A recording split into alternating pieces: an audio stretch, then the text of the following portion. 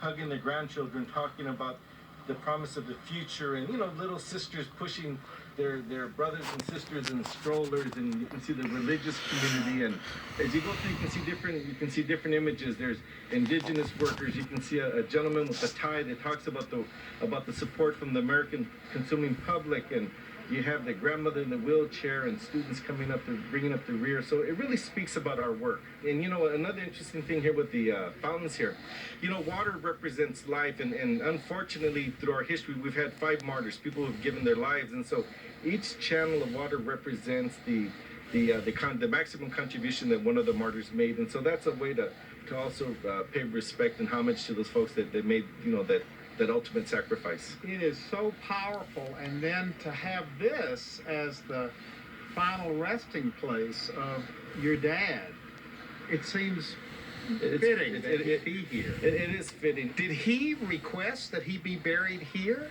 He did. I remember after he passed away, we were all in a state of shock, and my mother came to us and said, your father had told me that when he passed away, he wanted to be buried in La Paz, in the foothills of here in La Paz, and she says, so I'm not going to agree to it unless you tell me that we'll never leave this place. And so with that, of course we said yes, and with that we had to begin thinking about the long-term use of this facility. But yes, he did request to be buried here. And she will be buried here with him. Actually, this is a 2-person Catholic cemetery, and so yes, my mother will be buried next to my father. Do you have a lot of people coming here to visit his grave? We do. It's amazing the number of people and groups that come, but, on a regular basis, we'll come in because the facilities are open all the time. We'll find little remembrances and notes, and we're finding people that'll come and do mandas. We'll make special pilgrimages to here. There's Native American runners that'll come and will start their runs here, or we'll come and we'll beat the drums and do the prayer to the four winds. Probably a lot of his people who marched with him and struggled with him over the years come here as kind of a pilgrimage. That's exactly what it is, because his work really was all-encompassing, and the folks that partook of it really made tremendous sacrifices. And so I think when they come back, it's a chance to pay their respects, but also I think it's a chance for them to reflect on some of those important times in their lives, and to re-energize for the future. Well, that's the other thing that we found. Just this weekend we had students that were here from Arizona State and from universities across California, and they come in and they learn a little bit about my father's life and work, and they leave here, ready to go back and tackle the problems that confront us today.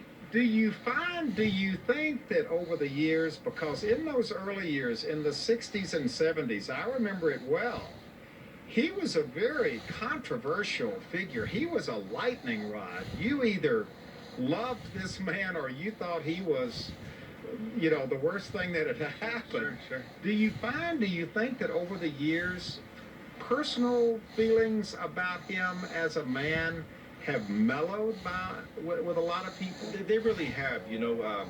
I think that as time goes on, it allows people to gain a different perspective about his work. Now, I personally began to see the change shortly after he passed away, when some of his adversaries, agricultural employers here in the Central Valley, would begin to comment on his life, saying that he was a remarkable man, he did some great things, even though we didn't agree with his tactics. And so I think that grudgingly they had to respect a person that committed his life to social change. But there's no question among anyone, friend or foe alike, that here is a man who made a difference in California and literally all over the world, but based right here in California, this man made a difference. This man's life was important. Well, and I think that's an important thing to remember. You see, we remind people all the time that my father didn't come from a family with a lot of wealth or opportunities. He never had the benefit of a formal education. He only went to the 8th grade, never made a lot of money. He was an immigrant, his parents were immigrants, and so he never had the opportunities that a lot of us would like to have, but he showed us that if you work hard and if you don't give up, that you can make a difference. And so I think the point of his life is that we all have a contribution to make, regardless of our backgrounds and origins. We all have an important contribution to make. Well, this is a very special place. I highly recommend that people visit this place, because you come away from here you come away from here with something. You leave better.